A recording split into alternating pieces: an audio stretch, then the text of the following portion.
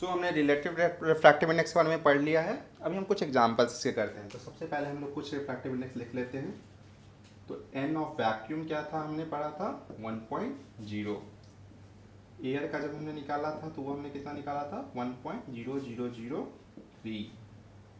N of water हमने निकाला था 1.33। एन ऑफ ग्लास हमारा दिया गया था 1.5।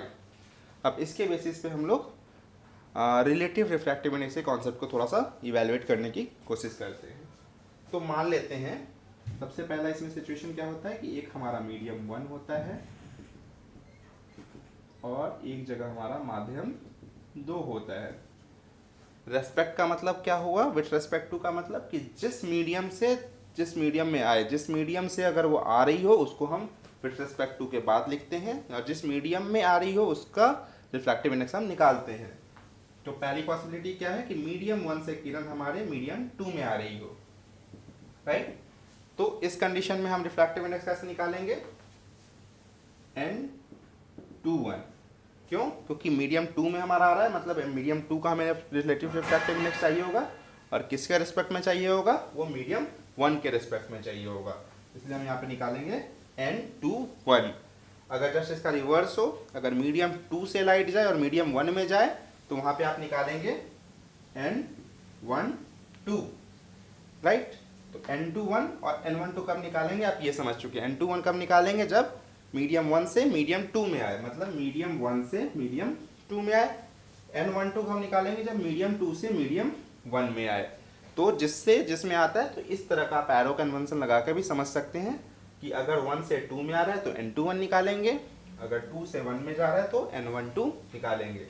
इसका फॉर्मूला हमने क्या पढ़ा था, N2/N1 या V1/V2। N12 का हमने क्या पढ़ा था, N1/N2 या V2/V1। पिछले स्लाइड में हमने ये दोनों चीजें पढ़ी थी। अब हम लोग एग्जांपल लेते हैं कि अगर हमारा मीडियम 1, माध्यम 1 जो है वो एयर हो और हमारा माध्यम 2 अगर वाटर हो, तो हमारा अगर किरण एयर से वाटर में जाती है, मतलब मीडियम 1 से मीडियम 2 में आती है, उसमें हम N21 निकालेंगे। तो N21 की वैल्यू क्या हो जाएगी, N2/N1। N2 का मतलब हो गया N of water divided by N of air. Water की वैल्यू हमने क्या लिखा है 1.33 डिवाइडेड बाई 1.0003। N वाटर और N एयर की वैल्यू हम पुट कर देते हैं। तो N वाटर की वैल्यू क्या होगी 1.33 डिवाइडेड बाई 1.0003 और इसकी वैल्यू आप निकालेंगे तो आएगा 1.3296। सो अभी हमने बात की कि जब हमारा मीडियम 2 वाटर है, मतलब मीडियम 1 से मीडियम 2 में जा रहा है, मतलब एयर से वाटर में जा रहा है। अगर हमारी किरण मीडियम 2 से मीडियम 1 में जाती, मतलब वाटर से एयर में जाती, तो वहाँ पे क्या निकालते हैं हम N12। N12 का मतलब क्या हो जाएगा N1 divided by N2। N1 आपका क्या है N air divided by N water. N air की वैल्यू क्या है आपकी 1.0003 डिवाइडेड बाई 1.33। अगर और इसकी वैल्यू आप निकालेंगे तो आएगा आपका 0.752। इसका मतलब ये हुआ कि जब आपका मीडियम चेंज हो रहा है, वाटर से जब एयर की तरफ हमारी किरण जा रही है तो हमारा रिफ्रैक्टिव इंडेक्स आ रहा है 0.752, लेकिन जब एयर से वाटर की तरफ जा रही है तो हमारा रिफ्रैक्टिव इंडेक्स आ रहा है 0.3296। तो अलग अलग सिचुएशंस में अलग अलग आपका रिलेटिव रिफ्रैक्टिव इंडेक्स आपको देखने को मिल रहा है। तो उसी तरह से आप अलग अलग केसेस के लिए, जैसे वाटर से ग्लास के लिए और ग्लास से वाटर के लिए भी आप रिफ्रैक्टिव इंडेक्सेस निकाल सकते हैं।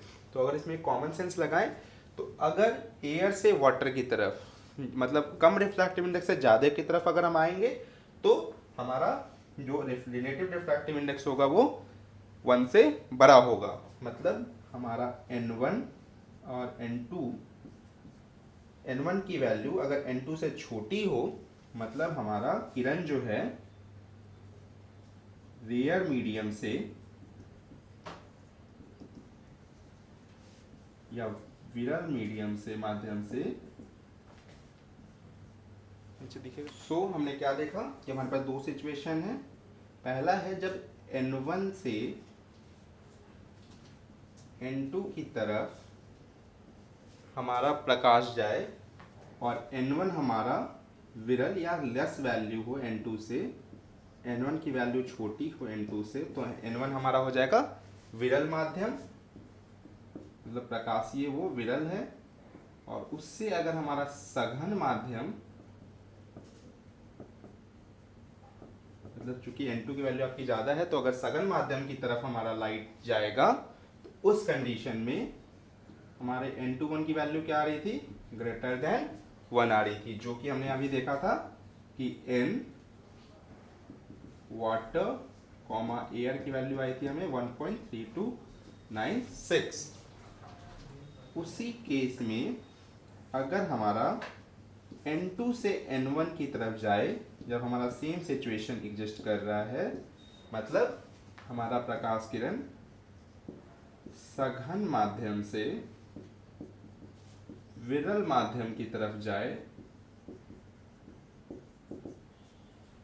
तो हमारा N12 की वैल्यू लेस देन 1 आई थी, जो हमने अभी देखा था कि N एयर कॉमा वाटर जब हमने वैल्यू निकाली थी तो 0.752 के इक्वल आया था।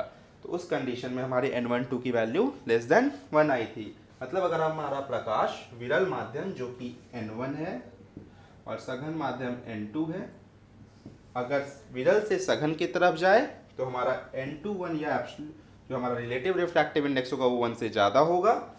अगर हमारा सघन माध्यम से विरल माध्यम की तरफ जाए, मतलब N2 से N1 की तरफ जाए, तो हमारा relative refractive index less than 1 होगा।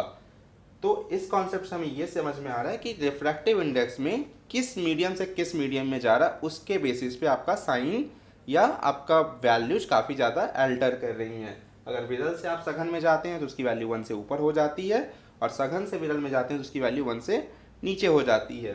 अब इस 1 से ऊपर नीचे होने के कारण क्या इशू आ रहा है या क्या किस तरह की सिचुएशंस क्रिएट होंगी, ये हमारे दूसरे सवाल का आंसर होंगी कि कौन सी किरण हमारे नॉर्मल की तरफ आएगी और कौन सी किरण नॉर्मल से दूर जाएगी। तो वो आंसर हमें इन दोनों सिचुएशंस को एनालाइज करने पर मिलेगा, जिसे हम अगले स्लाइड्स में समझेंगे।